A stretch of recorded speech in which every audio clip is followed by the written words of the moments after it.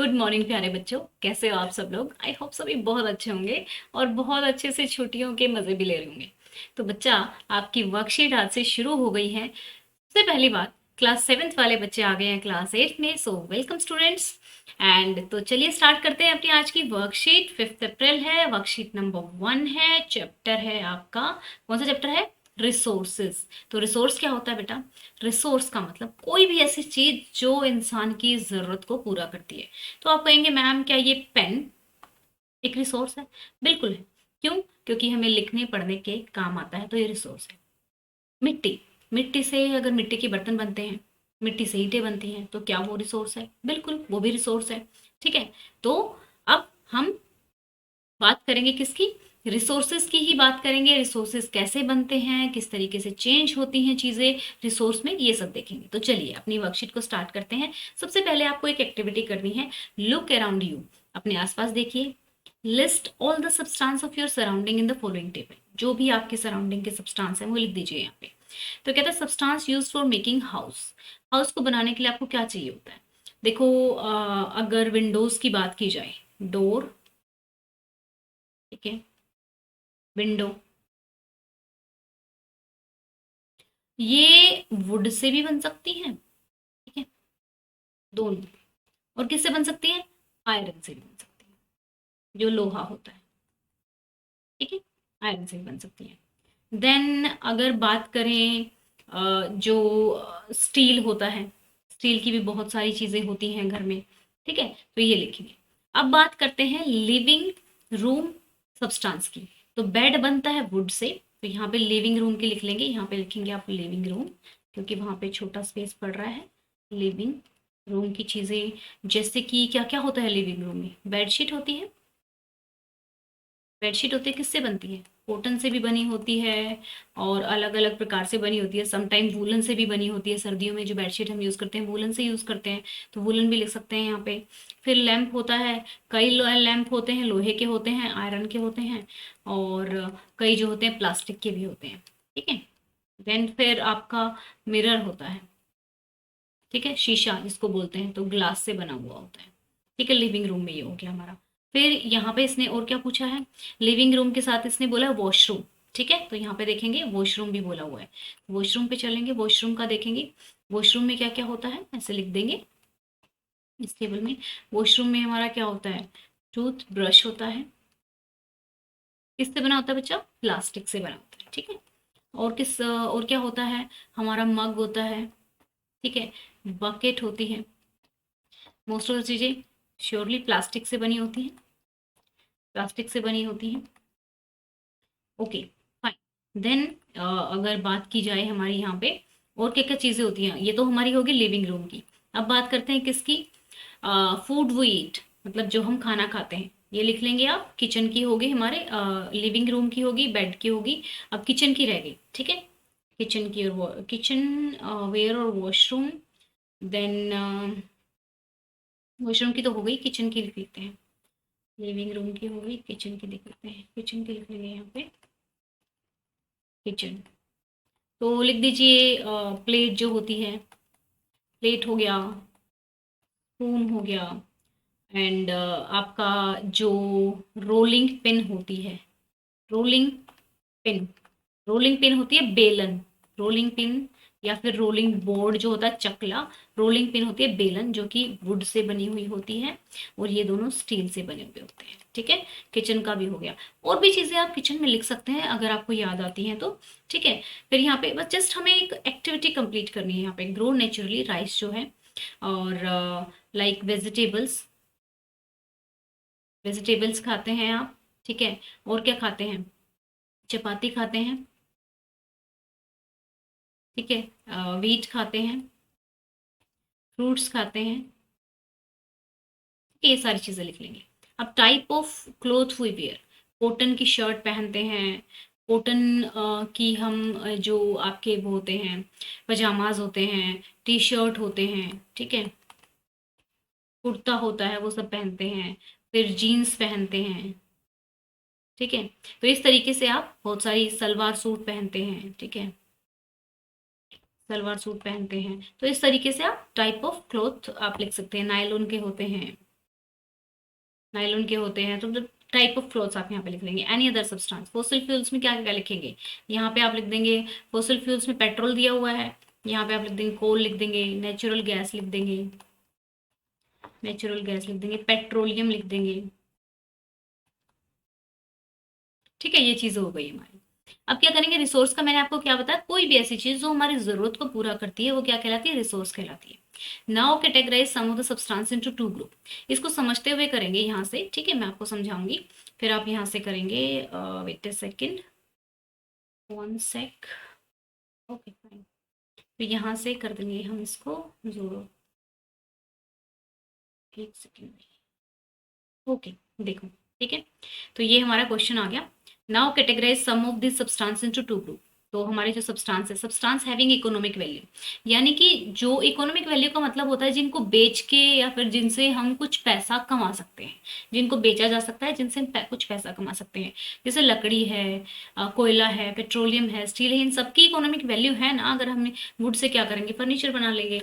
जो कोल है, कोल से हम अपना बहुत सारी इलेक्ट्रिसिटी बनाते हैं। पेट्रोलियम है, स्टील है, ये सब चीजें यूज होती हैं और इनसे हमें पैसा भी मिलता है। तो ये इकोनॉमिक वैल्यू हो गई इनकी।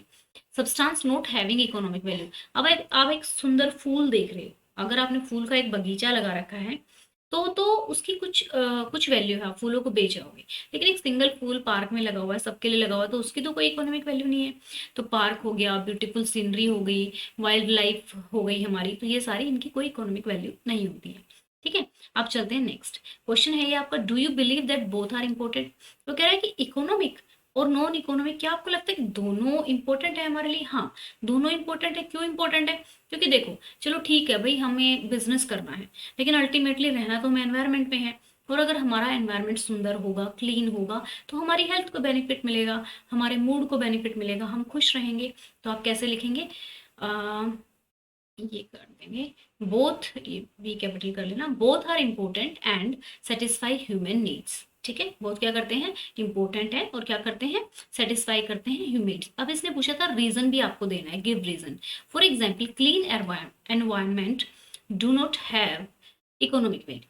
ठीक है, क्लीन एनवायरमेंट की कोई इकोनॉमिक वैल्यू नहीं होती, उसको कहीं बेचा नहीं जा सकता। वेट सेकेंड, ये वैल्यू में ही ठीक कर देती हूँ।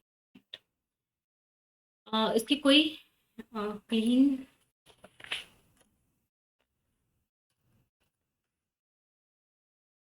ठीक है, do not have a economic value but it helps to keep us healthy. लेकिन ये हमें क्या करता है, हमें स्वस्थ रखने में हेल्प करता है अगर हमारा एनवायरनमेंट क्लीन होगा तो ये लिखेंगे। फिर नेक्स्ट पे चलेंगे। नाउ अब थोड़ा सा पढ़ लेते हैं, क्योंकि आगे वर्कशीट में पहले पढ़ते हैं फिर आगे चलेंगे, राइट। क्योंकि ये अभी पढ़ा नहीं है आपने। लेट्स सी, अब देखो, अब कोई भी रिसोर्स है, अब स्टील है, मरकरी है, कोई भी चीज़ है, मरकरी, ठीक है, मरकरी अगर थर्मामीटर में है तो एक तरह से टेक्नोलॉजी से ही पता लगा ना कि हम बॉडी का टेम्परेचर जो है थर्मामीटर से पता कर सकते हैं। तो मरकरी का हमने यूज़ किया। तो टाइम और टेक्नोलॉजी दो इम्पोर्टेंट फैक्टर होते हैं जो चेंज कर देते हैं एक सब्सटेंस को रिसोर्स में। फॉर एग्जाम्पल, अभी अगर बात की जाए, बहुत सारे स्टूडेंट्स हैं, अब डांस है, डांस को वैसे तो बेचा नहीं जा सकता, बट लोगों ने क्या किया, यूट्यूब चैनल्स बना लिए।